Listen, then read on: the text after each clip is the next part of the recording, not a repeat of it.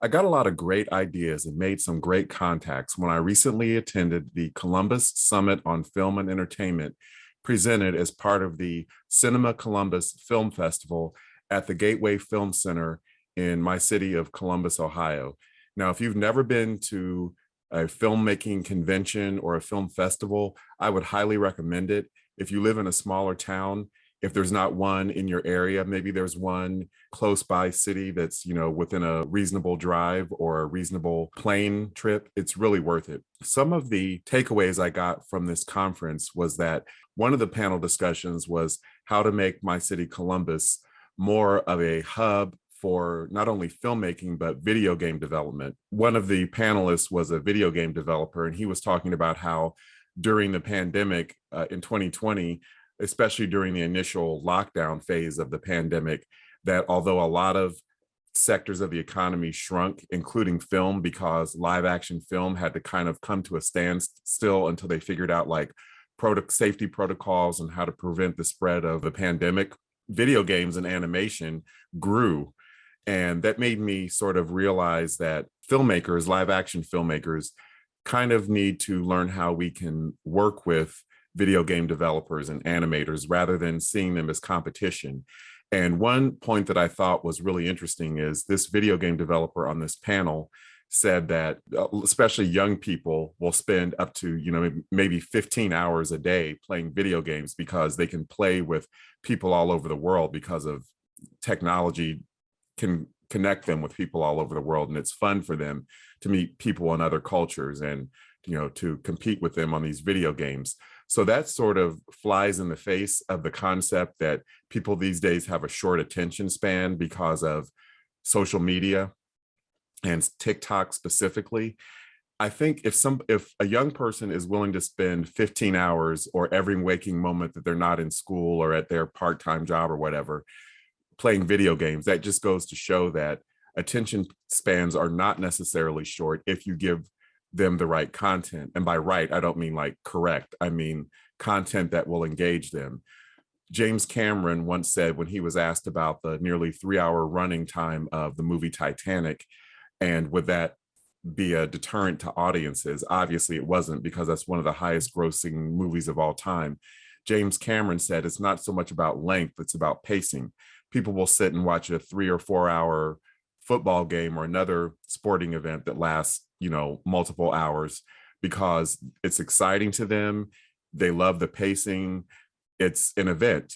And so I think we indie filmmakers need to learn how to create content that people will want to binge. Like a lot of people go to streaming services to binge TV shows. So I don't think it's completely accurate or accurate at all that people have a short attention span. I do think platforms like TikTok do cater to people who want shorter bite-sized content and Instagram reels, but it's not an either or, it's a both and, because there are many YouTube channels where the content creators do live streams that last for an hour or more, or have videos that last that long that get thousands of or tens of thousands, maybe even hundreds of thousands of views.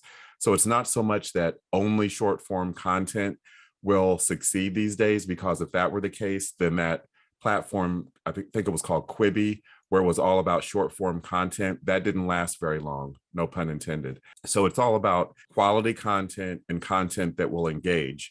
And I think a lot of indie filmmakers, especially ones that do sort of character driven kind of art house movies, see big budget movies and video games as competition and negative competition. Like they're sucking time away from stuff that's more intellectual. There's a way to reframe it, I guess, is what I'm trying to say, is like there are opportunities that indie filmmakers like myself can collaborate with video game developers. An example is like the documentary I made, Lady Wrestler, about the Black women who integrated pro wrestling in the 1950s.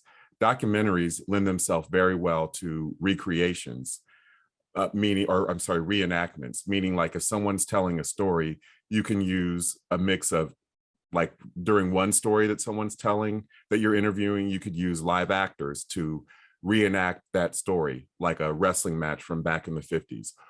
And say the next story that someone's telling, you could use animation to reenact that story. And that's where we indie filmmakers could collaborate with video game developers, because I'm sure they know a lot of graphic designers and animators, or have those people on their staff that maybe they would be willing to, we could work on a project together. Like, hey, if you help me with this animated reenactment for my documentary, then I can help you with the storytelling aspect of your video game. I can help you write the content for your video game. So there's definitely ways that if we get creative in the way that we think, that video game developers and animators and live action indie filmmakers who are not working in sci-fi or action movies or some other genre that lends itself to spinning the movie off into a video game or an animated series or whatever. There are ways that we can work together, definitely. And another takeaway I had is that film commissions can definitely help indie filmmakers in a variety of ways. Like Ohio has this film tax credit, but your budget has to be at least $300,000 to get this film tax credit. But what if there was like a micro loan program? Say you're a filmmaker who's working on a micro budget production, let's say it's $20,000.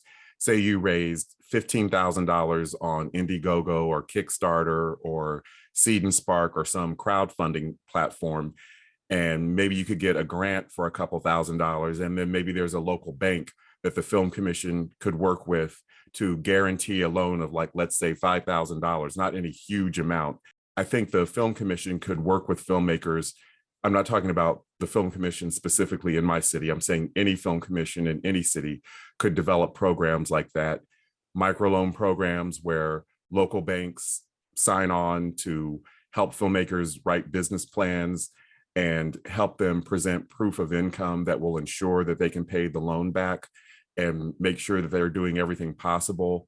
You can never guarantee that an independent film is going to make its budget back or be profitable, but help them give themselves and their movies the best chance at success. Another thing that would be really helpful that film commissions anywhere in the world could do, and probably already do to some extent, is serve as a central database for talent. Like, if you're a filmmaker of any budget level, you could go onto this film commission's website and see a database of actors who are both union and non-union, crew who are both union and non-union, local residents who are willing to rent their homes and businesses out at a reasonable price, so you can have locations that you don't have to bust your budget to find, help with the permit process if you need permits to film somewhere. There's already paid services that do this, but like also a database for equipment. Say you just need to rent a red camera for the day, or some kind of crane or jib for the day. Some cinematographer, some photographer who already owns this equipment,